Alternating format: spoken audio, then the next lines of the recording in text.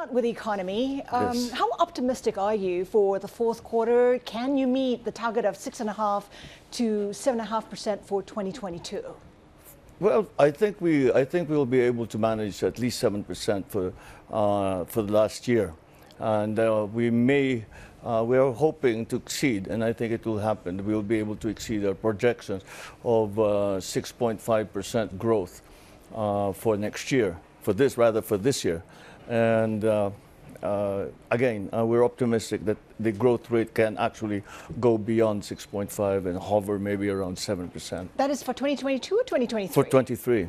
For 23. What's driving that optimism, given that most are expecting a global recession? 65% chance, they say, of that happening.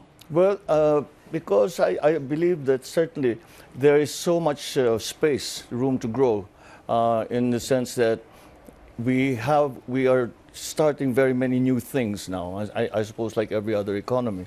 And the basics in our economy have been rather stable. Our growth rate has remained above 6.5% for 22, and I think 23 it will be the same situation. Our unemployment rate is continuing to go down. And for that, once I look at the unemployment rate, and so long as the unemployment rate is not at an alarming level, then it's quite likely that you will not have to go through a recession. So that's what we're counting on. The problems, of course, that we face are similar to other countries, and inflation is actually the one thing that we are having to deal with and having to intervene in many ways so that to bring inflation back down. Inflation at a 14-year high. Onions costing about $11 per kilogram, and the ordinary people are not able to afford that. Yeah. What else can you do? Well, what we've done is we have increased the supply. It's very, very simple. It's really a demand and supply situation. The onions, for example, it's a very simple analysis. You look at our production rate and how much we produce and how much is the demand, and there's no way you have to import. Now, in the long term, however, sugar is we have the same situation. We have to import because our production is not high enough. But the long term solution, of course, would be to increase production, and that's what we are working on. So these are measures that we are doing. These interventions are, I think, until we get in place the systems that will start to get our production levels up. But that's the long term. How successful do you think you've been as agricultural chief, given where prices are right now? Well, I think we can say that we have started already to rationalize the system, because there has been the imports, illegal and legal, have been a problem. Mostly the illegal imports that have been going through. And at the very beginning, it was almost impossible for us to determine how many onions there were, how much we had in country, because some of it was smuggled in and we didn't know where they are and what they were, where they came from.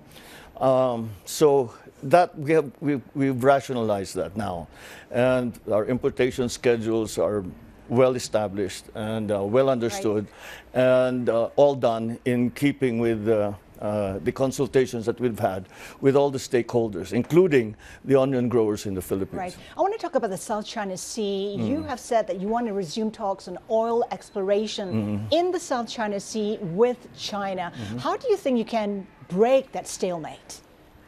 Oh, that's a difficult thing to have to do, because the impasse really has occurred in the application of law, and both sides say that this area belongs. We say it's just a maritime territory of the Philippines, and of course China claims the same, and therefore the application of law is the local law. Is the Chinese side insists that it has to be the Chinese law, the Philippine side the same. We may find a way around that, is be limited to exploration, and hopefully I think there's still some give and take possible. What are the red lines for the Philippines, and what are the areas you're willing to concede? Well, we cannot concede. We cannot concede any of the territorial claims that are being made against our established territory. So that is the red line. That is something that will not move, and it's something that we cannot cross because it's a very slippery road from there.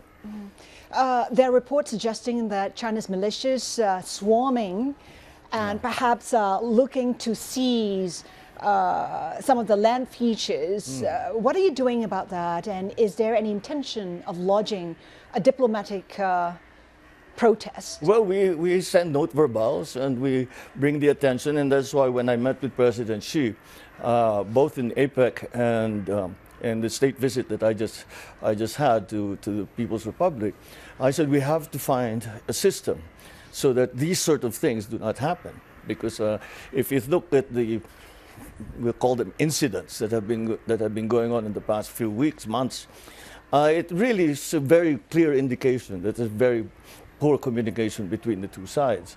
And I suggested, and I think we're going to establish it, is that we'll have a line of communication that is higher up, so that we have already a bilateral group that's working on the issues on the South China Sea, West Philippine Sea.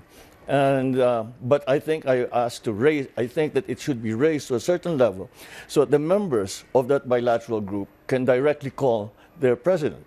And so if there is a problem, if there is a decision that needs to be made, my team can call me directly, and the same for the Chinese side. Just very quickly, President Marcos, I'm just wondering, if China does seize some of those features, will the U.S. come to your rescue? Will it intervene? Just very quickly. Well, yes, they have already made that commitment. They have already made that commitment. And as a matter of fact, when there are certain reports that come in, some of the American ships come down and make their presence felt. So that's just we were hoping just keep and maintain it in that at that level. And we, of course, all of us that are stakeholders, ASEAN, Asia Pacific countries, all just want peace, because we really have a great deal of work to do in recovering our economies.